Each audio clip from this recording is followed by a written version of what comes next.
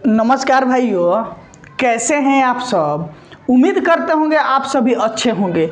आज हम बताने वाले हैं कि जो आपका एलपी तथा टेक्नीशियन, एलपी समझिए या टेक्नीशियन, दोनों के एग्जाम में आपका 40 अंक का बेसिक साइंस एवं इंजीनियरिंग ड्राइंग पूछा जाता है, जिसमें आपका 38 प्रश्न बेसिक साइंस से पूछा जाता है और मात्र 2 ही प्रश्न आपका इंजीनियरिंग ड्राइंग से पूछा जाता है। आखिर जो 38 प्रश्न है, 38 प्रश्न क्वेश्चन है जो वो कौन कौन से चैप्टर से पूछा जाता है, क्योंकि निर्णायक भूमिका निभाता है आपका मेरिट बनाने में। तो आप उस चैप्टर को जान जाइए, टॉपिक को जान जाइए, क्योंकि जब हमने CBT 2 एग्जाम दिया था एलपी टेक्नीशियन का, तो उस टाइम नए नए पैटर्न आया था, तो पूरा माहौल बन गया था कि इंजीनियरिंग ड्राइंग से 8 प्रश्न पूछा जाएगा, 10 प्रश्न पूछा जाएगा। लेकिन मात्र कितना प्रश्न पूछा गया था? मात्र 2 प्रश्न पूछा गया था। इसलिए आपको मुख्य रूप से जो फोकस करना है वो बेसिक साइंस पर करना है। तो आज आप जानिए कि बेसिक साइंस से लिख कर लाए हैं कौन कौन से चैप्टर से आपके प्रश्न पूछा जाता है। अभी से आप उसमें लग जाइए। अगर नहीं उम्मीद हो तो कुछ टीचर तो बोलेंगे कि इंजीनियरिंग ड्राइंग की भूमिका ज़्यादा है। क्यों बोलेंगे? क्योंकि उनको कोर्स बेचना है, लेकिन आपको सेल्फ स्टडी करके अच्छा से ज्ञान लेना है। आप जब हम लिख लिख कर आपको बता देते हैं कि आपको कौन कौन से चैप्टर पढ़ना है, जिससे कि आपका काम बन जाए। पहला जो इसमें आपका चैप्टर है, मात्र 8 टॉपिक, मात्र 8 चैप्टर लिखेंगे, उतना पढ़ लीजिएगा, आपका 38 अंक पक्का हो जाएगा। पहला जो है उसका नाम है यूनिट एंड मेजरमेंट।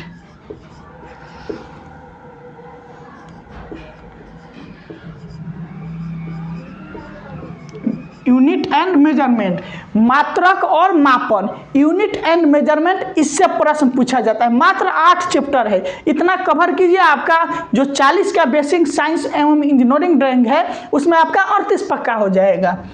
दूसरा जो आपका यूनिट है वो कौन सा है? वो है स्पीड एंड वेलोसिटी। क्या है? Speed and velocity.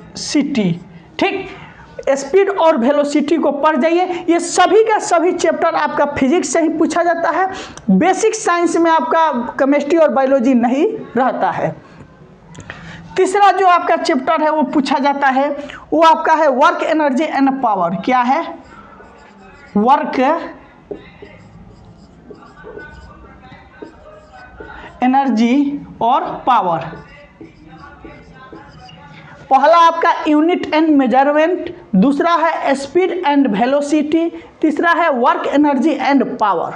चौथा जो आपका चैप्टर है जिससे आपके एग्जाम में प्रश्न पूछा जाता है वो है इलेक्ट्रिसिटी। क्या है? इलेक्ट्रिसिटी। ठीक, इलेक्ट्रिसिटी से भी आपके एग्जाम में प्रश्न पूछा जाता है। पांचवा जो चैप्टर है आपके एग्जाम में खूब प्रश्न पूछा जाता है, उसका नाम है हीट, मास एंड टेम्परेचर। क्या है? हीट, मास और टेम्परेचर। ये जो आपको 8 लिख रहे हैं, ध्यान देना एकदम। आप जो सॉल्व पेपर भी देखिएगा तो समझ में आ जाएगा। मात्र इतना ही जो 8 है उतना ही से कवर करता है, ज़्यादा कुछ नहीं पढ़ना पड़ता है। नहीं तो आप लोग लगिएगा सदिश अदिश ये वो उल्टा सीधा पूरा फिजिक्स पढ़ने, तो आपका काम हो जाएगा ख़त्म। इसलिए जो 8 यूनिट लिख रहे हैं एग्जाम पैटर्न के अनुसार जो पूछा जाता है उतना आपको पढ़ना है। 6 नंबर पर जो आपका है वो क्या है? 6 नंबर पर लीवर एंड सिंपल मशीन है। Lever and simple machine.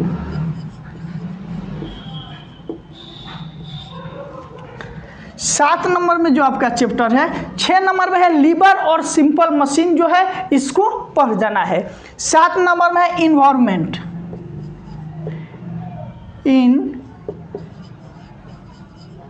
Environment. ठीक, इन्वायरमेंट से भी आपके एग्जाम में प्रश्न पूछता है, इसको भी अच्छे ढंग से देख लेना है। 7 हो गया। लास्ट जो आपका है ये है सेफ्टी, सेफ्टी एंड हेल्थ। इतने चीजों से आपका 38 प्रश्न पूछा जाता है। कितना?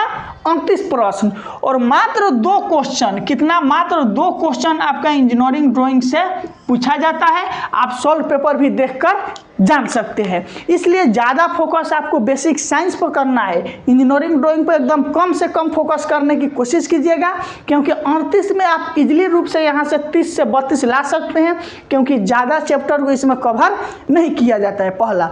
दूसरा चीज़, इसमें जो बेसिक साइंस में है, न्यूमेरिकल क्वेश्चन पर एग्जाम में ज़्यादा फोकस किया जाता है। अगर 38 प्रश्न पूछा जाता है तो आपका 12 से 14 प्रश्न न्यूमेरिकल पूछा जाता है, ठीक। इसको भी ध्यान रखना है, जब चैप्टर पढ़िएगा तो वहाँ पर न्यूमेरिकल क्वेश्चन भी बनाते चलना है। इसलिए आप CBT 2 के टॉपिक वाइज बेसिक साइंस का एग्जाम पैटर्न के साथ में टॉपिक वाइज जान चुके हैं कि क्या क्या हमको पढ़ना है, किस चीज़ को छोड़ना है। अगर और किसी भी तरह का प्रश्न है तो कमेंट करके पूछ सकते हैं। आज के वीडियो के लिए आप सभी को दिल से बहुत बहुत धन्यवाद।